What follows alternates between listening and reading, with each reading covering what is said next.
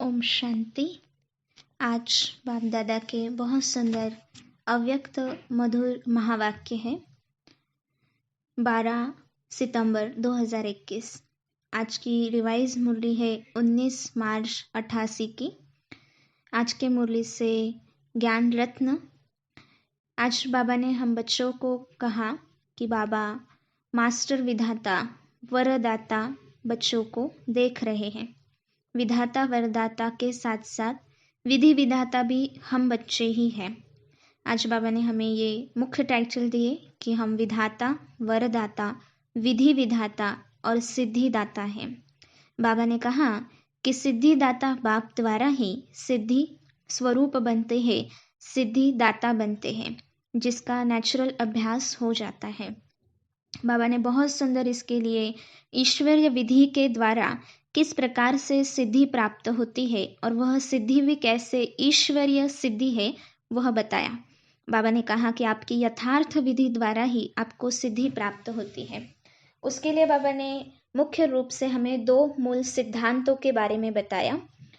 पहला मूल सिद्धांत कि बाप एक है, धर्म आत्माएं महान आत्माएं अनेक है, परंतु परमात्मा एक है, गॉड इज वन।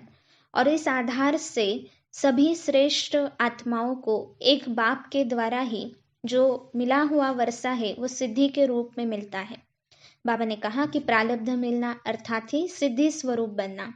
तो ये मुख्य बात हम बच्चे जानते हैं कि कोई भी आत्मा से हमें वर्षा नहीं मिल सकता, क्योंकि हर आत्मा हमारी भाई है और भाई को भाई से वर्षा नहीं मिलता, वर्षा सिर्फ एक बाप से मिलता है। तो इसलिए बाबा ने कहा कि इसका आधार जो है वो सतयुग में हमें प्रारब्ध मिलती है और साथ साथ भक्ति में भी एक बाप के शिवलिंग के रूप में भक्ति का आरंभ होता है, जिसको अव्यभिचारी भक्ति कहते हैं। तो इस एक सिद्धांत के द्वारा इस प्रकार से सिद्धि प्राप्त होती है, जो सतयुग में भी और आगे भक्ति में भी यादगार स्वरूप में चलती आती है। दूसरा सिद्धांत बाबा ने बताया कि पवित्रता ही सिद्धि का साधन है। मुख्य बात है पवित्रता। तो सतयुग में डबल ताज के रूप में लाइट स्वरूप में इसकी सिद्धि प्राप्त होती है। और उसके बाद भक्त लोग भी आधा कल्प के लिए जैसे कि ये मानते हैं, भले अल्पकाल के लिए जितना समय भक्ति करते हैं उतना ही समय पवित्रता को अपनाते हैं, लेकिन यह मानते हैं कि पवित्रता ही सिद्धि का साधन है।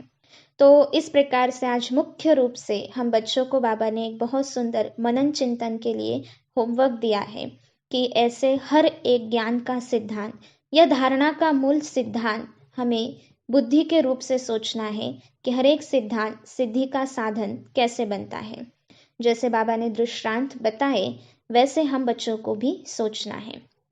फिर बाबा ने कहा कि आज आप विधि विधाता बनते हो, सिद्धिदाता बनते हो संगम पर, और इसीलिए आज तक भी जिन भक्तों को जो जो सिद्धि चाहिए वो आपके भिन्न भिन्न रूपों द्वारा देवताओं के द्वारा सिद्धि प्राप्त करने के लिए उन्हीं देवताओं की पूजा करते हैं।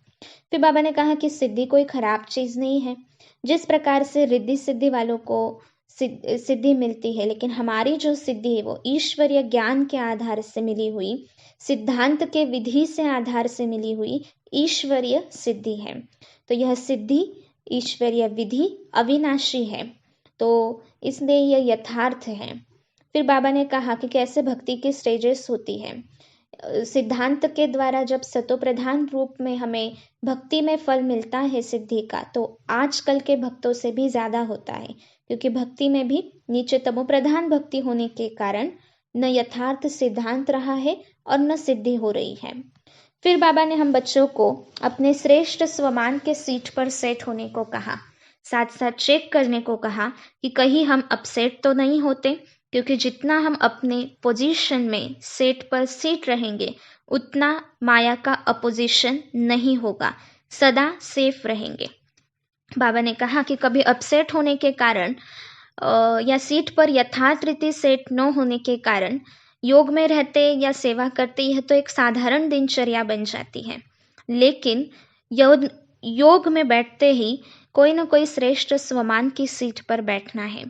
इसके लिए बाबा ने एग्जाम्पल दिया कि जिस प्रकार से अमृत वेले या कभी भी दिन में जब योग में बैठते तो यथार्थ विधि से बैठते हैं, मतलब स्थूल रूप से सारी विधियां अपनाते हैं, अर्थात बिस्तर पर न लेटे हुए अलग से बाबा के कमरे में जाकर या योग के कमरे में जाकर सीट पर सेट होते हैं। तो जैसे आजकल कुर्सी का नशा रहता है, वैसे बाबा ने याद दिलाया कि ये सब शारीरिक रूप से, स्थूल रूप से, बाहरी रूप से तो करते हैं, लेकिन अंदर से बुद्धि को भी सीट पर या अपने श्रेष्ठ स्थिति के आसन पर सेट करें, तो वह ईश्वरीय नशा हमेशा रहेगा। तो इसलिए बाबा ने कहा कि जैसे रोज बाबा हमें भिन्न भिन्न स्थितियों का, भिन्न भिन्न स्वमानों का आसन देते हैं, सीट देते हैं, तो ऐसे रोज उस सीट पर हमें सेट होना है। कभी अव्यक्त फरिश्ता, कभी मास्टर बीज रूप, कभी कल्याणकारी स्थिति अर्थात विश्व कल्याणकारी स्थिति। तो ऐसे अगर सेट रहेंगे तो कभी भी बुद्धि ऊपर नीचे नहीं आएंगी और खुशी रहेगी। बाबा ने जानने और मानने का फर्क बताया कि हम यह जानते हैं कि हमारे इतने सारे स्वमान है, स्थितियां है, सीट है, लेकिन अगर सिर्फ जानते हैं तो अंदर में सूक्ष्म खुशी रहती है, लेकिन अगर हम उसको मानते हैं तो मानने से शक्ति आती है, और मानकर समझकर उस सीट पर सेट होकर चलते हैं तो उससे नशा रहता है, और यह ईश्वरीय नशा हम बच्चों को आगे बढ़ाता है। तो बाबा ने कहा कि ऐसे सिद्धि देने वाले स्वयं हर संकल्प में, हर बोल में, हर कर्म में सिद्धि स्वरूप अवश्य होंगे, दाता होंगे। तो बाबा ने कहा कि सिद्धि स्वरूप बच्चे कभी ऐसे बोल नहीं बोल सकते कि हम पुरुषार्थ तो कर रहे, मेहनत तो कर रहे, लेकिन जितना हमें प्राप्ति होनी चाहिए, सिद्धि होनी चाहिए, उतनी दिखाई नहीं दे रही। तो बाबा ने कहा अगर ऐसा संकल्प उठता है तो जरूर चेक करें कि विधि में कुछ तो गड़बड़ है, अर्थात विधि यथार्थ नहीं है। तो यह चेकिंग पॉइंट हम सभी ध्यान में रखेंगे। फिर बाबा ने हम बच्चों को बहुत सुंदर रीति से यह कैसे रमणीक ज्ञान है वह बताया। बाबा ने कहा कि यह ज्ञान बहुत रमणीक है और रमणीकता का अनुभव स्वतः सुस्ती को भगाता है। कई बच्चे बोलते हैं कि योग में नींद आती है, लेकिन बाबा कहते हैं कि जो हम अक्सर करके कारण देते कि थकावट हो गई, तो बाबा ने कहा थकावट यह कारण नहीं है, लेकिन सिर्फ एक रूप से याद करते हैं या रमणीकता नहीं लाते हैं तो नेचुरल रूप से बुद्धि को सीट पर सेट नहीं कर पाते। इसके लिए स्थूल रूप में बाबा ने हम बच्चों को एग्जाम्पल दिया कि कोई एक चीज भले बढ़िया हो, भले पसंदीदा हो, लेकिन बार बार अगर हम उसको खाते हैं तो ऑफ कोर्स बोर होगा ना।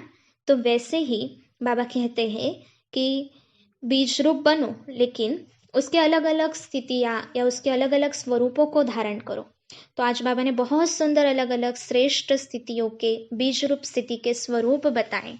बाबा ने कहा कि बीज रूप बनो, लेकिन कभी लाइट हाउस, कभी माइट हाउस, कभी वृक्ष के ऊपर बीज के रूप में, कभी सृष्टि के ऊपर टॉप पर खड़े रहकर शक्ति दो, या जो भिन्न भिन्न टाइटल हम बच्चों को मिले हैं, जैसे मैं नूरा रतन हूँ, बाप दादा के नैनों में समाया हुआ हो, मस्तक मणि हूँ, तख्त नशीन हूँ, इस प्रकार से भिन्न भिन्न टाइटल देकर बीच बीच में अपनी स्थिति को सेट करें, चेक करें। बाबा ने कहा कि 6-7 घंटे, 8 घंटे कभी चेक ही नहीं करते और फिर उदास हो जाते कि आधा दिन तो चला गया। इसलिए बीच बीच में हम बच्चों को चेक करना है और सिद्धिदाता बन विश्व की सभी आत्माओं का कल्याण करना है। फिर बाबा ने मधुबन के लिए भी कहा कि मधुबन एक स्टेज है, मधुबन विश्व के लिए, विश्व की हर आत्माओं के लिए स्टेज है। वैसे तो हम बच्चे सभी विश्व के स्टेज पर हैं, तो हर कर्म पर हमारा उतना ही अटेंशन होना चाहिए। मधुबन एक विचित्र गुंबज भी है, लेकिन ऐसा विचित्र गुंबज है जिसमें जरा सी भी हलचल हो तो सारे विश्व तक आवाज पहुंच जाता है। तो इसलिए हमें हमेशा, हम स्टेज पर हीरो पार्टधारी है, इसी नशे में रहना है। फिर बाबा ने हम बच्चों को आगे पर्सनल मुलाकात में ये कहा कि खुशी और शक्ति ये प्रत्यक्ष फल है हर कर्मयोगी आत्मा के, और इस कर्मयोगी के प्रत्यक्ष फल से हमेशा आगे बढ़ते रहना है। बेहद सेवा करने से हमेशा बेहद खुशी का अनुभव होता है और बेहद राज्य भाग्य भी प्राप्त होता है। आज बाबा ने हम बच्चों को याद प्यार देते समय बहुत सुंदर रीति से वरदानों से भरपूर किया, जिन वरदानों का आने वाले अगले पूरे 1 सप्ताह के लिए हम अभ्यास करेंगे कि जैसे सर्व प्रकार की सेवा करने वाले, उमंग उत्साह में रहने वाले, बाबा के स्नेह में समाये हुए, सदा हर कर्म श्रेष्ठ विधि के द्वारा करते हुए सिद्धि का अनुभव करने वाले, सदा स्वयं विश्व कल्याणकारी समझते हुए हर कर्म, बोल व संकल्प से हमेशा कल्याण की भावना और श्रेष्ठ कामना रखने वाले ऐसे अथक सेवाधारी बच्चों को बाबा ने आज याद प्यार दिया। फिर बहुत सुंदर वरदान हम बच्चों को दिया कि सेकंड में देह रूपी चोले से न्यारा बन कर्म भोग पर विजय प्राप्त करने वाले सर्वशक्ति संपन्न भव। बाबा ने इसके लिए कहा कि जैसे कर्म भोग है, बहुत ज्यादा दर्द है, तो उस समय सेकंड में देह से न्यारे हो, साक्षी होकर के देखें कि कैसे कर्मेंद्रियां भोग रही, लेकिन हम साक्षी हैं। इन्हीं को ही अष्टरत्न विजय कहलाते। लेकिन इसके लिए बाबा ने विधि बताई कि बहुत समय का अभ्यास हो देह रूपी चोले से न्यारा बनने का।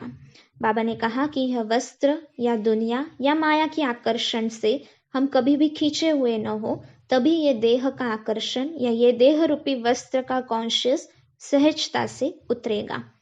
स्लोगन में बाबा ने कहा कि सर्व का मान प्राप्त करने के लिए निर्माण चित्त बनना है, और यह निर्माण चित्ता ही महानता की निशानी है। तो इस प्रकार से मुख्य रूप से आज बाबा ने याद में रमणीकता लाने की युक्तियां बताई, मुख्य टाइटल दिए कि हम विधाता, वरदाता, सिद्धि विधाता, विधि विधाता और सिद्धि दाता है, विश्व कल्याणकारी है। बीज रूप स्थिति के अलग अलग स्थितियां बताई, जो हम जरूर आज पूरे दिन में बीच बीच में चेक करते हुए अभ्यास करेंगे और इस ईश्वरीय सिद्धि का नशा हमेशा चढ़ा रहे, इस पर अटेंशन देंगे। ओम शांति।